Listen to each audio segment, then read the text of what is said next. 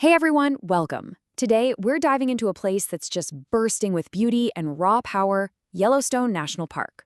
We're going to explore it during its most beautiful season, get to know its giant inhabitants, and dig into the fiery heart that created everything. So when you picture Yellowstone, you probably think of, forests, rivers, all that stunning scenery. But here's the crazy part. What you're really looking at is the top of a sleeping giant. You're standing on the lid of the biggest volcanic system in all of North America. It's this incredible contrast, right? All that peace and quiet on the surface, masking this unbelievable power just waiting underneath. And that idea of protecting this place, it goes way back. Over 150 years ago, a geologist named Ferdinand V. Hayden gave this really stark warning to Congress. He basically said, if we don't do something right now, this wonderland is going to be destroyed and we'll never get it back. And you know what? They listened. Those words started a chain reaction that led to the creation of something totally new, something the world had never seen before. So what exactly was Hayden so fired up about protecting? Well, let's start by looking at the park when it's at its absolute best, during the fall. It's what a lot of people call its golden season, and for good reason.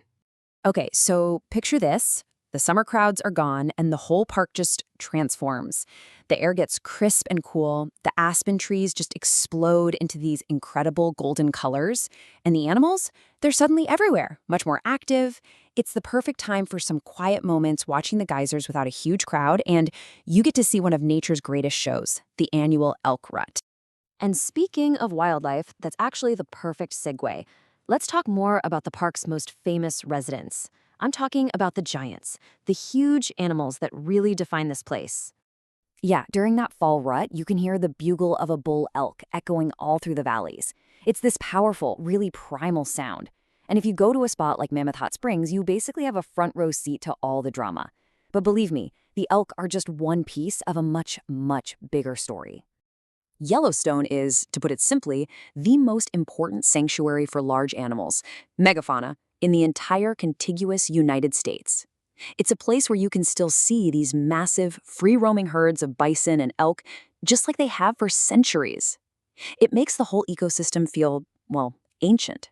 It's amazing. Even the heat coming up from the ground helps them survive those brutal winters. And the bison? Wow, they are the ultimate success story. The Yellowstone bison herd is the oldest and largest public herd in the entire country.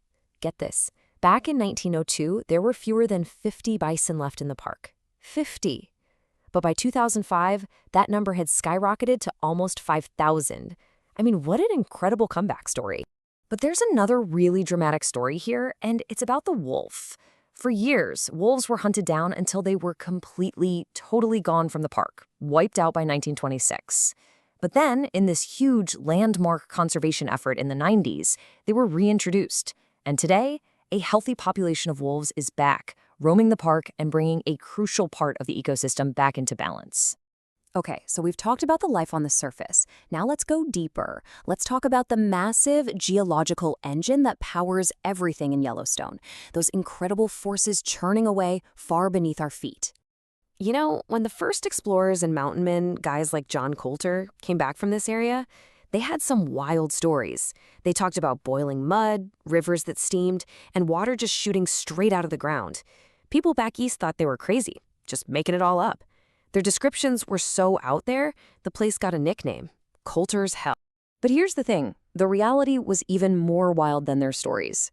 All that weirdness is because the park sits right on top of the Yellowstone caldera. That's just a fancy word for a huge crater left behind by these unimaginably massive eruptions millions of years ago. And we're not talking about just any volcano here. This is a dormant supervolcano, the biggest one in North America. So just how super is a supervolcano? Let's try to wrap our heads around it. You probably remember the Mount St. Helens eruption back in 1980, right? That was a massive, destructive event. Well, the last time Yellowstone had a major eruption, it was more than 1,000 times bigger than Mount St. Helens. The scale is it's almost impossible to even imagine. In that incredible heat, that volcanic engine, it is absolutely still active down there. It's what fuels all the amazing things you see on the surface. In fact, get this, more than half of all the geysers and hydrothermal features on the entire planet are packed into this one spot. That's just mind-blowing. So you have this incredible combination, right? You've got unique wildlife and this totally mind-bending geology all in one place. It created a landscape so special, so extraordinary, that it sparked an idea that was just as extraordinary. The idea that maybe this place shouldn't belong to just one person, but to everyone. And things moved surprisingly fast. The journey from being called a mythical hell to becoming a protected park happened in a flash. After years of these scattered, unbelievable stories, it was Ferdinand Hayden's big survey in 1871 that changed everything.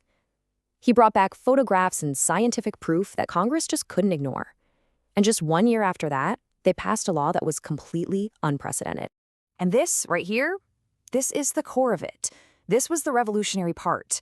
The idea of taking a huge piece of land and setting it aside, not for a king, not for a company to exploit, but as a public park, for the benefit and enjoyment of the people.